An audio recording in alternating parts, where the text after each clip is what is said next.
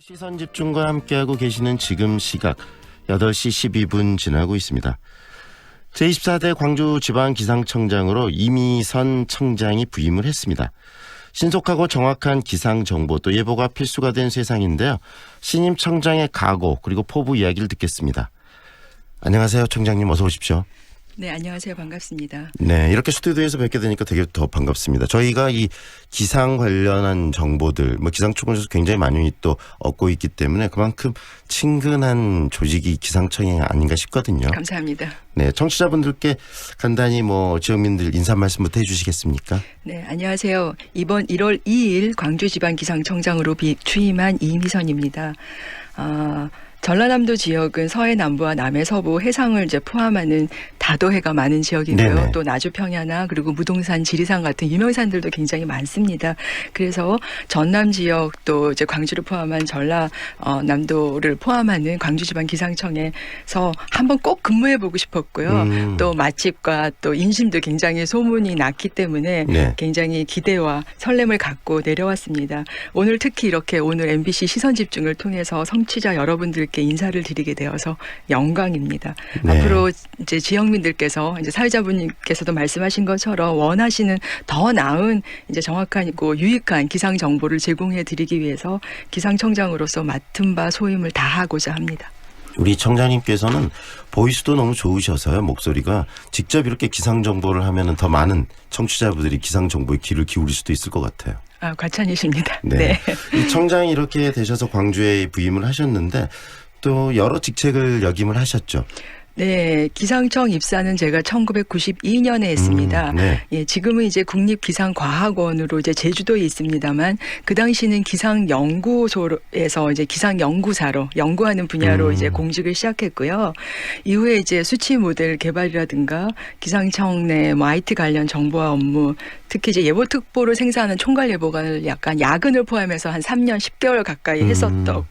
또 위성 분야, 관측도 지진 분야 등 다양한 분야의 업무를 경험할 수 있었던 거는 이제 올해 7월이 되면 제가 공직 생활이 28년 차가 됩니다. 네. 그래서 그러다 보니까 다양한 업무를 접할 수 있는 기회가 있었던 것 같습니다. 이 기상의 예보의 중심에서 정말 28년 가까이 지금 일을 해 오셨고 이번에 기상청장이 또 막중한 업무를 맡으셨는데요. 광주지방기상청. 이 기상청에서 우리 처음 일을 해야 되겠다 이렇게 생각하시게 된 계기는 어떤 거예요, 청장님? 기상청에서 일하게 된 계기는요. 일단은 그 전공 분야를 좀 대기과학, 기상 분야를 좀 하고 싶었습니다. 사실은 이제 대학교 때는 약간 탐색기라고 볼 수가 있었는데요. 그때는 이제 일반 국민들이 생각하시는 것처럼 날씨 캐스터들이 전하는 날씨 정보가 어떻게 생산될까, 그다음에 예보는 어떻게 생산될까 그런 이제 궁금증에서 사실은 출발을 했고요. 네. 근데 막상 이제 그 전공 분야를 대학원 이상에서 하다 보니까 굉장히 대기과학 분야의 연구 분야가 굉장히 세밀하게 많고요. 그 또 일반 국민들께서 생각하는 것과 달리 대규모의 자료를 프로그램해서 분석하고 하는 일들이 대부분입니다. 그러니까 하늘만 쳐다보는 것이 아니라요. 네. 그래서 이제 그런 분야들이 굉장히 재미있었고 도전적이었습니다. 그리고 또 특히 이제 공직에 이제 하고 싶었던 것은 예보 정책이나 예보 제도 또 그런 기반과 관련된 부분들에 좀 공직자로서 좀 기여를 하고 싶었던 꿈이 있었고요. 네. 또 운이 좋게도 또 다행스럽게도 또 입사를 할 수 있는 기회가 부여되어서 기상청에 입사가 되었고 이후로는 여러 많은 분야에 이제 또 좋은 분들과 일을 하게 되면서 또 많은 도움으로 이 자리까지 오게 된 것 같습니다. 네.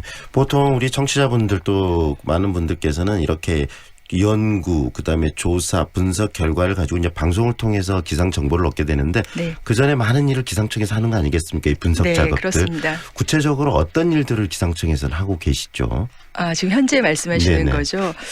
일단은 저희가 이제 관측 자료, 그러니까 기상 예보의 가장 첫 번째 발걸음은 관측입니다. 네. 그러니까 현재 실황이 얼마만큼 이제 잘 모니터링되고 관측하느냐가 가장 중요한데요. 기상청에서 첫 번째로 이제 하고 있는 일들은 관측 자료를 잘 수집하고 설치하고 하는 것들이 제일 중심이고요. 그 다음에 예보를 생산하기 위해서 뭐 슈퍼컴 관련된 업무들은 많이 들어보셨을 겁니다. 네네.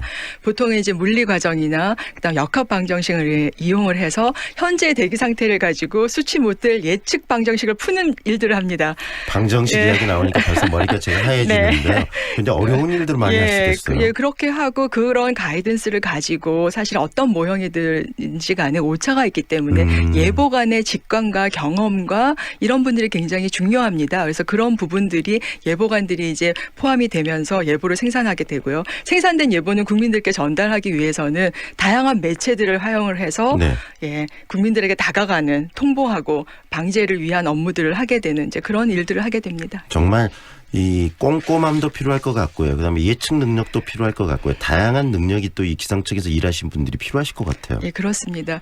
예, 특히 이제 그 기상청에서 어려운 부분들이 전국에 한 200여 명 정도의 예보관님들이 네네. 계십니다. 그런데 사실 4급 총괄 예보관을 포함을 해서 네. 전국에서 24시간 특히 야간에 야근 끊임없이 많으시고, 네. 예, 모니터링하고 예보하는 조직은 전국에서 기상청 외에는 없는 것으로 알고 있습니다. 그래서 체력도 굉장히 중요하고요. 네. 분석 능력도 중요하고 이제 그런 다양한 분야의 중요성이 포함이 됩니다. 기상청에서. 정말 그런데 우리 사회가 이렇게 더 이 현대 사회들 굉장히 고도의 사회가 되면서 이 기상 정보는 그만큼 더 중요해지지 않았겠습니까? 네, 말씀하신 대로 이제 기상 정보는 점차 이제 중요해지고 있습니다. 기후 변화가 점차 심화되고 네. 중요한 것처럼 기상 정보도 중요한데요. 대부분의 국민들께서 아침에 일어나시면 날씨부터 확인한다고 하십니다. 네. 과거에는 주로 이제 TV나 이제 라디오도 많이 키셨지만 지금 현재는 이제 전 국민이 모바일 폰을 갖고 있기 때문에 모바일 폰을 이용해서 웹이라든가 앱이라든가 이용을 해서 실시간 기상 정보를 활용을 해서 그 정보를 가지고 당장 오늘 제가 옷을 두껍게 입을 건지 얇게 입을 건지부터 시작해서 그렇죠. 오늘 여행을 야외로 갈 건지 실내에 있을 건지 또 그것뿐만 아니라 산업 분야에서도 뭐 저기 의료는 의료 분야, 그다음 매출, 식음료 분야 여러 그렇죠. 분야에 다 영향이 있기 때문에 네. 기상 정보는 이제 점차 더 중요해지고 있다라고 생각합니다. 그래서 아마 방송국에서도 아마 날씨 정보를 주기적으로 굉장히 상세하고 전면에 내세워서 방송하는 것으로 알고 있고요. 그렇죠. 저희 네. 또 생방송하면서 가장 중요한 정보 중에 하나가 이 날씨 정보, 기상 정보, 날씨 네. 정보고 또 그래서 기상청과 유기적으로 정보들을 저희들이 얻고 있는데 광주지방기상청장으로 이렇게 부임하셨는데 또 광주지방기상청을 어떻게 이끌어 가시겠다. 또 기상 예측 방식은 또 어떻게 또 운영을 하겠다. 이런 고민도 좀 많이 하고 계실 것 같아요. 예, 그렇습니다. 전반적으로 이제 지방기상청에 생산되는 이제 예보 정보가 본청이나 다른 지방 기상청과 비교해서 크게 다르지는 않습니다. 네. 기본적으로 관측망을 잘 유지하고 정보를 잘 모니터링하고 또 이제 수치 예보나 이런 데서 나온 가이던스를 잘 사용을 해서 예보관들이 예보를 잘하고 통보를 잘하고 또 방제 정보를 잘 전달하고 이런 부분들은 다 유사한 부분이고요. 그럼에도 불구하고 조금 더 이제 광주 지역과 관련해서 이제 특성을 조금 반영을 한다라고 하면 네. 저희가 조금 더 지역 특화된 그러니까 예를 들면 지형도 지금 다른 지역과 다르고요. 또 이제 해상이 다른 지역과 비교해서 굉장히 넓습니다. 그렇기 때문에 그런 부분에 대해서 조금 더 영향력 있는 연구도 포함을 해서 직접적으로 체험감 있는 정보를 전달하려고 노력을 하려고 하고 있습니다. 네. 예. 방금 말씀하신 것처럼 또 해상이 넓기 때문에 해상에서 어업을 하시는 분들이 얻는 특히 그런 분들은 기상 정보가 더 중요하기 때문에 생계와 직접 연결돼 있고 또 어떻게 보면 생명과도 연결돼 있기 때문에 그만큼 또 정보를 소중하게 잘 체크하고 알려주셔야 되지 않을까라는 생각도 드네요. 그래서 이제 해상과 관련해서는 뭐 통계적으로 보면 저희가 이제 특보 같은 경우로 인해서 어업이 중단이 되거나 통제가 되면 네. 하루에 이제 손실이 약 19억, 20억 정도 된다는 통계도 있습니다. 물론 지역에 따라 다르긴 하지만요. 그래서 저희도 이제 그 특보를 조금 더 실효성하기 위해서 이제 18년 여름부터 저희가 해제 예고 같은 것도 하고요. 네. 작년에 광주 지역 같은 경우에 서해남 일부 해상을 먼바다 쪽을 좀 분리하기도 하고 이런 지금 특보 교육 조정이라든가 여러 다양한 정보도 이제 그 제도도 개선하고 있습니다만 저희가 이제 올해 같은 경우에는 도서 지역의 해상 교통 안전을 위해서 해상 기상 서비스도 더 강화를 할 예정입니다. 뭐 위치 기반의 모바일 웹 서비스도 이용을 하고 네. 또 해상 기상 정보도 좀 더 상세화하는 그런 정보도 활용을 하려고 하고 있습니다. 네. 오신 지 광주지방기상청장으로 발령받으신 지 정말 얼마 안 되시는데 벌써 광주의 상황들, 이 전남의 상황들을 너무나 빠삭하게 정확하게 지금 알고 계시는 것 같아요.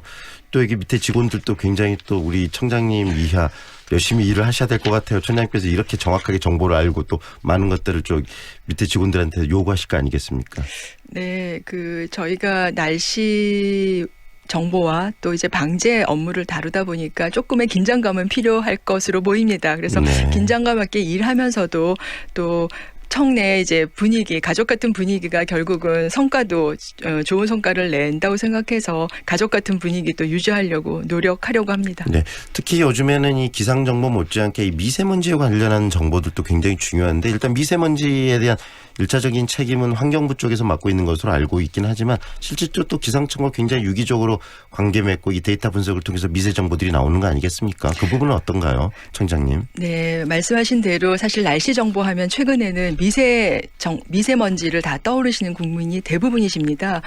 작년에 이제 발표된 통계에 의하면 10명 중에 9분이 미세먼지를 이제 날씨 정보로 이제 이해하고 계시고 네. 그다음에 생활에 가장 불편한 것으로 미세먼지로 또 꼽고 계십니다.